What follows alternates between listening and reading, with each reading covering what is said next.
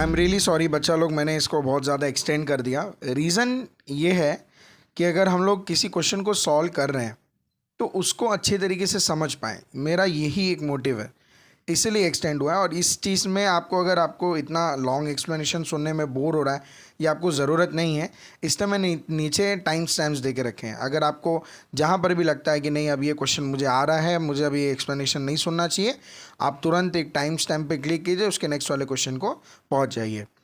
Otherwise ये explanation किसी भी तरीके से ये नहीं है कि मेरे को बस वीडियो का लेंथ बढ़ाना इसलिए मैं कर रहा हूँ, बट आप खुद ही आप सुनेंगे तो आपको समझ में आएगा कि एक्चुअल में मैंने बहुत सारे ऐसे इन्फॉर्मेशन दिए जो आपको ना कोई क्लासेस देगा, ना कोई आपको कॉलेज की आपके टीचर्स देंगे। मैं बहुत ही उस तरीके से बताने की कोशिश करता हूँ कि आपको मैक्सिमम चीज़ें जो वहाँ पर नहीं मिल पा रही हैं ड्यू टू एनी रीज़न, हो सकता है उन्हें टाइम ना मिल रहा हो, लेक्चर्स की कमी हो, तो टीचर्स ऑफन स्किप करते हैं। क्लासेस में भी कई बार प्रेशर रहता है कि सर को सिलेबस करना है, ये करना है, तो कई बार इन डिटेल बातें नहीं कर पाते हैं। अदरवाइज़ वही चीज़ वो क्लास में बताना शुरू करेंगे तो वो बहुत एक्सटेंड हो जाएगा। और कई बार टीचर्स खुद ही अवॉइड करते हैं कि why to explain so much, because students interested नहीं है उस चीज़ को सुनने के लिए। इसीलिए ये प्रॉब्लम यहाँ पर भी है यूट्यूब पे भी कि सब बच्चे नहीं सुनना चाहते इतना explanation, they just want answers for their questions. While जब एक्सप्लेनेशन आपको मिल जाएगा तो आपको ऐसा फील होगा कि हाँ चलो अभी इस चीज़ को बेहतर तरीके से मैं कर सकता हूँ। ठीक है, सो ये आपके भले के लिए है। अदरवाइज टाइम स्टैम्प्स दिए हुए आप डायरेक्टली स्किप कर सकते हो उस पार्ट पे। Question number 32, centromere is a part of, ये नीट 1997 का क्वेश्चन है। अब बहुत सारे बच्चे इसका फटाक से आंसर दे भी चुके होंगे। अब तक तो यार इतने इतने ज़्यादा तो इन्फॉर्मेशन आई चुकी है यार, इतना तो पढ़ ही चुके हैं हम कि इसका आंसर दे सकते हैं। इसमें तो कोई रॉन्ग नहीं कर रहा होगा ना? प्लीज़ अगर कोई रॉन्ग कर रहा है तो भाई प्लीज़ पढ़ के आओ यार। अब भी आप रॉन्ग कर रहे हो तो फिर यार ये तो बोलने वाली बात है। ये एटलीस्ट 9th-10th के बच्चे भी सॉल्व कर ले जाएंगे, नो मैटर कौन से बोर्ड के हों। उनको भी तो पता होता है कि centromere is a central point of chromosome that leads to the constriction of chromosomes to the spindle fibers। ये आपने cell cycle cell division chapter में किया है। पिछला हमने जब सीरीज स्टार्ट की थी 37 ईयर्स की, तो हमने सेल साइकिल और सेल डिवीजन से ही स्टार्ट किया था, ताकि आपको ये सब छोटे छोटे सेल से रिलेटेड जो बेसिक्स है वो आते रहने चाहिए। ठीक है, so centromere is a part of chromosomes. बचे हुए क्या है, बी सी डी क्या है, ये सारे क्या सारे सेल ऑर्गेनल्स हैं। ठीक है, और आपका जो क्रोमोसोम है वो क्या है, कंडेंस क्रोमैटिन फाइबर है। अब वो कंडेंसेशन कैसे होता है, क्या होता है, सेल साइकिल सेल डिवीजन में हमने डिस्कस किया है। जिन्हें नहीं पता है नीचे आपको लिंक दिया हुआ है, वहाँ से आप उसे देख सकते हैं। Question number 33, nucleosome core is made up of, NEET 1993 का है। पीछे हमने कितने बार न्यूक्लियोसोम देख लिया, अभी इस बार फिर देख लेते हैं। कोर के बारे में पूछा गया है। किसके बारे में, कोर। कोर मतलब बीच में आपको जो ऑक्टामर है बस इसके लिए पूछा गया है, कोर के बारे में। ठीक है, न्यूक्लियोसोम का कोर क्या होता है, ऑक्टामर होता है। पूरा न्यूक्लियोसोम देखने जाओगे तब भी आपका कोर प्लस डीएनए आता है, बट यहाँ पे स्पेसिफिकली पूछा गया कि कोर में कौन से आपके प्रोटीन्स अवेलेबल हैं। तो आपको क्या लिखना है यहाँ पे, H2A, H2B, H3 और H4। क्या H1 लिखेंगे, नहीं, बिकॉज H1 कोर में नहीं आता है। H1 बस वहाँ पे है ताकि बाइंडिंग को स्टेबल रख सके। अदरवाइज जो आपका कोर का जो सेंट्रलाइज पोर्शन है, जो 8 यूनिट्स है हिस्टोन प्रोटीन्स के, वो सिर्फ H2A, H2B, H3 and H4 है। सो यहाँ पे हमारा आंसर क्या हो जाता है, 33 का डी। किसी को भी डाउट है तो प्लीज़ कमेंट करो, क्योंकि हमने इसको मल्टीपल टाइम्स सॉल्व किया हुआ है। नेक्स्ट है 34 question, the transforming principle of pneumococcus as founded by Avery, McLeod and McCarty was, NEET 1993 का क्वेश्चन है। आपसे स्पेसिफिकली ये एक्सपेरिमेंट अपने एनसीईआरटी में भी है, आपके एचएससी बोर्ड में भी है, जो महाराष्ट्र से उन्होंने बहुत बार पढ़ा भी होगा, अवेरी, मैक्लियोड एंड मैककार्टी। एनसीईआरटी में भी, एनसीईआरटी तो ऑल ओवर इंडिया कॉमन है। तो ध्यान देने वाली बात क्या है कि यहाँ पर स्पेसिफिकली आपको इन 3 साइंटिस्ट, ये 3 अलग अलग साइंटिस्ट है बच्चा लोग, इतना याद रखो। अगर अभी भी किसी को नहीं मालूम है तो प्लीज़ ध्यान दो, तीनों अलग अलग है, अवेरी अलग है, मैक्लियोड अलग है एंड मैककार्टी अलग है। ठीक है, अब इस क्वेश्चन को सॉल्व करने के लिए आपको पता होना चाहिए कि मैककार्टी, मैक्लियोड, अवेरी ने क्या काम किया था। तो मैं एक जिस्ट दे दे रहा हूँ जिन्हें जिन्हें नहीं पता है। अगर जिन्हें पता है वो नीचे टाइम स्टैम्प दिया, उससे स्किप कर सकते हैं आगे की तरफ। हालांकि जिन्हें नहीं पता एक बार फिर सुन लीजिए, मैं बता रहा हूँ आपको। अवेरी, मैक्लियोड और मैककार्टी का एक्सपेरिमेंट एक बहुत ही इंपॉर्टेंट डिस्कवरी थी जेनेटिक्स के फील्ड में। उन्होंने न्यूमोनोकोकस बैक्टीरिया जो निमोनिया कॉज करता है के एक्सपेरिमेंट से ये प्रूव कर दिया था कि डीएनए एक ट्रांसफॉर्मिंग प्रिंसिपल है, ना कि प्रोटीन या पॉलीसैकेराइड। अब देखते हैं कि निमोनोकोकस के 2 स्ट्रेन्स थे, एक है smooth strain disease causing virulent, और एक है rough strain non disease causing non virulent. जैसे नीचे आप इमेज में देख पा रहे होगे। उन्होंने हीट किल्ड एस स्ट्रेन को आर स्ट्रेन के साथ मिक्स किया और देखा कि कुछ आर स्ट्रेन बैक्टीरिया ट्रांसफॉर्म हो गए एस स्ट्रेन में, मतलब आर स्ट्रेन अब डिजीज कॉज करने लगा। अब क्वेश्चन था कि ये ट्रांसफॉर्मेशन का रीज़न क्या है, तो फाइंड आउट उन्होंने अलग अलग बायोमोलिक्यूल से किया, डीएनए, आरएनए, प्रोटीन एक्सेट्रा को अलग अलग एंजाइम्स से डिस्ट्रॉय किया। जब प्रोटीन्स और आरएनए को डिस्ट्रॉय किया गया तो ट्रांसफॉर्मेशन फिर भी हुआ। जैसे आप देख पा रहे हो इमेज में कि प्रोटीन्स और आरएनए डाला गया तो उसमें जो एंजाइम्स थे, प्रोटीएजेस डाले गए, आरएनएजेस डाले गए ताकि वो प्रोटीन और आरएनए को डिस्ट्रॉय कर दें। तो जब प्रोटीन डिस्ट्रॉय हो गया तब भी ट्रांसफॉर्मेशन हो रहा था, आरएनए डिस्ट्रॉय हो गया तब भी ट्रांसफॉर्मेशन हो रहा था। बट जैसे ही डीएनएस डाला गया, डीएनएस मतलब डीएनए को डिस्ट्रॉय करने वाला, डीएनए को डाइजेस्ट करने वाला एंजाइम, जैसे ही डीएनए को डिस्ट्रॉय किया तो ट्रांसफॉर्मेशन नहीं हुआ। तो वहाँ पे उनको क्या पता चला, इस एक्सपेरिमेंट ने प्रूफ दिया कि डीएनए ही जेनेटिक मटेरियल है और ये ट्रांसफॉर्मेशन का कारण भी है। समझ में आया? सो एमआरएनए देखो, एक आपको एमआरएनए दिया हुआ है, जेनेटिक इन्फॉर्मेशन को कैरी करता है बट ट्रांसफॉर्मिंग प्रिंसिपल नहीं है।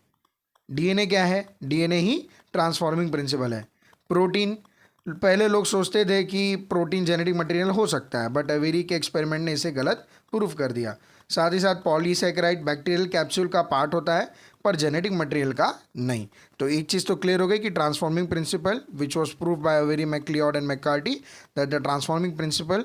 और ये ट्रांसफॉर्मिंग प्रिंसिपल वर्ड किसने दिया था? ये ग्रिफिथ ने दिया था। ये बात ग्रिफिथ ने बताई थी कि आपका जो ये चेंजेस आ रहा है आर स्ट्रेन के अंदर, जो कि एस स्ट्रेन से वो कुछ तो उठा रहा है और अपने आप को एस स्ट्रेन जैसा बना ले रहा है, तो उसको उन्होंने ट्रांसफॉर्मिंग प्रिंसिपल दिया, जिसके बारे में बाद में इन्होंने खोज करके बताया कि वो और कुछ नहीं डीएनए है। क्लियर? सो 34 का जो आंसर हो जाता है वो जाता है B, that is DNA. Moving on to the next question. I hope बच्चा लोग आप लोगों को सब चीज़ समझ में आ रही है। अगर नहीं समझ में आ रही तो प्लीज़ नीचे कमेंट बॉक्स ओपन है, उसमें अपने कमेंट्स डालिए, जो अपने डाउट्स है उसे डालिए, हम उससे सॉल्व करने की पूरी प्रयास करेंगे। 100% अपना अटेम्प्ट दे रहे हैं आपके लिए, ठीक है? So 35th question is a DNA with unequal nitrogen bases would most probably be. NEET 1993 का क्वेश्चन है। डीएनए के स्ट्रक्चर के बारे में एक इंपॉर्टेंट बात यह है कि अगर डीएनए डबल स्टैंडर्ड होगा तो उसमें बेस पेयरिंग रूल फॉलो होगा, जैसे A = T और G = C। अगर नाइट्रोजनस बेसिस अनइक्वल हैं, इसका मतलब ये हो सकता है कि डीएनए सिंगल स्टैंडर्ड है। बेस पेयरिंग का रूल क्या है कि डबल स्टैंडर्ड डीएनए में एडेनाइन हमेशा थाइमाइन के साथ पेयर करेगा और ग्वानाइन हमेशा साइटोसाइन के साथ। इस वजह से डबल स्टैंडर्ड डीएनए में नाइट्रोजन बेसिस का रेशियो बैलेंस्ड होता है। अब एक एक ऑप्शन को देख लेते हैं कि सिंगल स्टैंडर्ड एक करेक्ट ऑप्शन लगता है। क्यों? सिंगल स्टैंडर्ड डीएनए में बेस पेयरिंग्स होती ही नहीं है, इस वजह से नाइट्रोजन बेसिस अनइक्वल हो सकते हैं। ये कॉमनली वायरसेस के जेनेटिक मटेरियल में देखा जाता है। डबल स्टैंडर्ड डीएनए में बेस पेयरिंग रूल्स फॉलो होते हैं तो नाइट्रोजन बेसिस अनइक्वल नहीं होंगे। ट्रिपल स्टैंडर्ड डीएनए एक रेयर स्ट्रक्चर है और स्पेसिफिक कंडीशन में फॉर्म होता है, इसमें भी बेस पेयरिंग होती है तो बेसिस अनइक्वल नहीं होंगे। और फोर्थ स्टैंडर्ड में डीएनए जी क्वाड्रप्लेक्स स्पेशल रीजन्स में होता है, जैसे टीलोमियर्स में। हमने इसके पिछले पार्ट्स में डिस्कस किया है, जिसमें कि हम लोगों ने टीलोमियर्स में मैंने एक इमेज लगाया हुआ था जिसमें एक स्ट्रक्चर बनता है जिसको हम जी क्वाड्रप्लेक्स कहते हैं। ये भी बैलेंस्ड होता है, अनइक्वल बेसिस इसमें भी नहीं होते हैं, इसलिए करेक्ट आंसर जो है वो है सिंगल स्टैंडर्ड डीएनए। अब आप सोच सकते हो कि सर ट्रिपल स्टैंडर्ड डीएनए क्यों अनइक्वल नहीं होता है, उसमें तो ये तो 3 स्टैंड्स है तो कैसे इक्वल पेयरिंग होती है? तो वहाँ पे मैं बता दूँ, अब जिन्हें ये पता है वो आगे बढ़ सकते हैं, मोस्ट प्रोबेबली नहीं पता होगा। अगर सुनना है तो, इंटरेस्टेड हैं तो बैठिए, अदरवाइज आगे टाइम स्टैम्प दिया हुआ है, आगे के क्वेश्चन पे आप मूव कर सकते हैं। ट्रिपल स्टैंडर्ड डीएनए एक स्पेसिफिक स्ट्रक्चर है जो तब फॉर्म होता है जब एक third DNA strand double standard DNA के मेजर ग्रुव में बाइंड करता है। इसमें भी बेस पेयरिंग्स होती है जिसको हम हुक्सटीन बेस पेयरिंग के रूल से फॉलो करते हैं, इस वजह से बेस पेयरिंग अनइवन नहीं होती। बेस पेयरिंग का रूल जो फॉलो होता है यहाँ पे अलग तरीके से है, जिसको हम हुक्सटीन पेयरिंग कहते हैं। एक एडिशनल स्ट्रैंड या तो प्यूरिन रिच होता है या पायरिमिडिन रिच होता है, ये existing Watson and Crick pairs के साथ इंटरेक्ट करता है। अब इसमें ध्यान रखिए कि हुक्सटीन पेयरिंग में T binds with A in the major groove and C binds with G in the major groove under acidic conditions. ये पेयरिंग भी कॉम्प्लीमेंट्री और स्पेसिफिक होती हैं, इसलिए बेसिस बैलेंस रहते हैं। ट्रिप्लेक्स स्टेबिलिटी, अनइवन बेसिस अगर होती तो ट्रिप्लेक्स डीएनए अनस्टेबल होता और स्ट्रक्चर्स बन नहीं पाते। बेस पेयरिंग की इवननेस ही ट्रिपल स्टैंडर्ड डीएनए को थर्मोडायनेमिकली स्टेबल बनाती हैं। कंक्लूजन में क्या कि ट्रिपल स्टैंडर्ड डीएनए में बेस पेयरिंग कॉम्प्लीमेंट्री होती है, वाटसन क्रिक प्लस हुक्सटीन, इसलिए अनइवन बेसेस नहीं होते। अनइवन बेसेस होने का मतलब होता है कि पेयरिंग इनकम्प्लीट है, जो ट्रिप्लेक्स डीएनए के फॉर्मेशन और स्टेबिलिटी को इम्पॉसिबल बना देता है। तो एक चीज़ तो अपने को क्लियर हो गई कि ट्रिपल स्टैंडर्ड में जो आपका अनइक्वल का जो कॉन्सेप्ट है वो तो है नहीं, बिकॉज ऑफ हुक्सटीन। हुक्सटीन जो बेस पेयरिंग एक अलग मेथड है, कभी हम लोग उसके ऊपर मैं अगर सेपरेट वीडियो बनाऊंगा, क्योंकि आपके सिलेबस में हुक्सटीन दिया नहीं हुआ है, तो उसके बारे में कभी डिस्कशन या कोई टीचर बताता भी नहीं है। ठीक है, तो हुक्सटीन एक हायर लेवल का पॉइंट है, इसलिए कई बार हम लोग उसको डिस्कस नहीं करते क्योंकि बच्चे नहीं समझ पाते। वाइल आपको ज़रूरत है तो हम लोग उस पर कभी आप कमेंट कीजिएगा, उसके ऊपर हुक्सटीन क्या है उसके in detail structure 3D models को देखेंगे। अब लास्टली हमारे पास बचता है कि जो 4 स्टैंडर्ड डीएनए है उसमें इवन बेस पेयरिंग कैसे हो पाती है, अनइक्वल क्यों नहीं होती। तो एक 4 स्टैंडर्ड डीएनए एक जी क्वार्टेट स्ट्रक्चर बनाता है जिसमें 4 ग्वानाइन बेसेस हाइड्रोजन बॉन्ड्स के थ्रू एक फ्लैट प्लेन में इंटरेक्ट करते हैं। अब ये 3D आप देखेंगे तो ज़्यादा बेहतर तरीके से समझ पाएंगे, बट मैं यहाँ पे एक थोड़ा सा डिस्क्रिप्शन दे रहा हूँ जिससे आप समझ पाएँ, थोड़ा थोड़ा मोटा मोटा आपको थोड़ा सा क्लियर हो जाए। हर जी क्वार्टेट में 2 हुक्सटीन हाइड्रोजन बॉन्ड्स होते हैं, ठीक है, जो कि इस स्ट्रक्चर को स्टेबल बनाते हैं। ग्वानाइन मॉलिक्यूल्स हुक्सटीन हाइड्रोजन बॉन्डिंग के रूल्स फॉलो करते हैं। कौन? Guanine molecules. Structure tightly packed होता है और कोई इम्बैलेंस या अनइवन बेस पेयरिंग नहीं होती। जी क्वाड्रुप्लेक्स डीएनए में पोटेशियम या सोडियम आयंस प्रेजेंट होते हैं जो स्ट्रक्चर को और स्टेबल बनाते हैं। अगर बेसिस अनइवन होते तो ये कैटाइन स्टेबलाइज नहीं कर पाते और स्ट्रक्चर कोलैप्स कर जाता। 4 स्टैंडर्ड डीएनए मोस्टली जी रिच रीजन्स में बनता है। सीक्वेंस स्पेसिफिक होने की वजह से बेस पेयरिंग कॉम्प्लीमेंट्री और बैलेंस्ड होती है, जो अनइवन पेयरिंग को प्रिवेंट करता है। 4 stranded DNA highly stable structure माना जाता है। अगर बेसिस अनइवन होते तो स्ट्रक्चर अनस्टेबल हो जाता और क्वाड्रुप्लेक्स नहीं बन पाता, इसलिए बेस पेयरिंग ऑलवेज इवन होती है। So at the end 4 stranded DNA में हुक्सटीन बेस पेयरिंग और जी क्वार्टेट्स की वजह से बेस पेयरिंग स्पेसिफिक और बैलेंस्ड होती है। अनइवन बेसिस होने के मतलब है कि स्ट्रक्चर अनस्टेबल हो जाना, बट जी क्वाड्रुप्लेक्स के फॉर्मेशन के दौरान ये पॉसिबल नहीं होता है, यानी कि यहाँ पे एक स्टेबिलिटी स्ट्रक्चर को मिल जाती है because of combination of Hoogsteen and G quartets. Clear? So हमारा 35 का आंसर हो जाता है A, single stranded DNA. Now we are moving on to the next question, question number 36. Nucleotide arrangement in DNA can be seen by, ये NEET 1993 का question है और हमारे पास 4 ऑप्शन दिए गए हैं। A is X ray crystallography, B is electron microscope, C is ultra centrifuge और D है लाइट माइक्रोस्कोप। अब आइए देखते हैं क्या करते हैं हम लोग इसमें। डीएनए की स्ट्रक्चर को समझने के लिए हमें उसके न्यूक्लियोटाइड्स की अरेंजमेंट देखनी होती है। न्यूक्लियोटाइड्स का अरेंजमेंट देखने का सबसे इफेक्टिव और एक्यूरेट मेथड है एक्सरे क्रिस्टलोग्राफी। अब क्यों एक्सरे क्रिस्टलोग्राफी, इसके बारे में आपको याद रखना है। इस टेक्निक में डीएनए सैंपल को क्रिस्टलाइज्ड किया जाता है, फिर उस पर एक्सरे बीम को शूट किया जाता है। जब एक्सरेज उस पर पड़ती हैं तो स्कैटर होती हैं और उनका पैटर्न रिकॉर्ड किया जाता है। जो स्कैटर हो रही हैं एक्सरेज, जब उससे कोलाइड करके स्कैटरिंग चालू होती है एक्सरेज की, तो उसे रिकॉर्ड किया जाता है। इस पैटर्न को एनालाइज करके डीएनए के इंटरनल स्ट्रक्चर और न्यूक्लियोटाइड की एग्जैक्ट पोजीशनिंग को डिटरमाइन किया जाता है। इसी मेथड के जरिए रोजालिंड फ्रैंकलिन ने डीएनए के डबल हेलिक्स स्ट्रक्चर की इमेजेस बनाई थी, जो वॉटसन और क्रिक के मॉडल की फाउंडेशन बनी। अब इसके बारे में हमने पीछे के सेक्शन में, पीछे के पार्ट्स में बात किया हुआ है। अगर आपको याद हो या नहीं याद है तो एक बार फिर आप देख सकते हैं, अदरवाइज़ काफ़ी लंबी हमारी वीडियो हो चुकी है, इसमें बहुत सारी बातें इसलिए याद नहीं रह जाती टाइम के साथ। इसलिए मैं अक्सर बच्चों को बोलता हूँ कि जो मैं पॉइंट्स बोल रहा हूँ, जो इंपॉर्टेंट लग रही हैं और जो ऐसा लगता है कि याद करने लायक है, जो कि आगे आ सकती हैं, उसे आप मार्क कर लें, स्क्रीनशॉट ले लें या एक साइड उसको लिखते चलें। अदरवाइज़ वो किसी काम की नहीं रहेंगे अगर आपको याद नहीं रहेगा। अब ऐसे क्वेश्चंस कैसे याद करके बोलने वाले हैं, अगर आपको याद नहीं रहेगा तो आप कहाँ से इसका आंसर दोगे। ठीक है, अदर ऑप्शंस में हम लोग देख लेते हैं क्या है। B is electron microscope.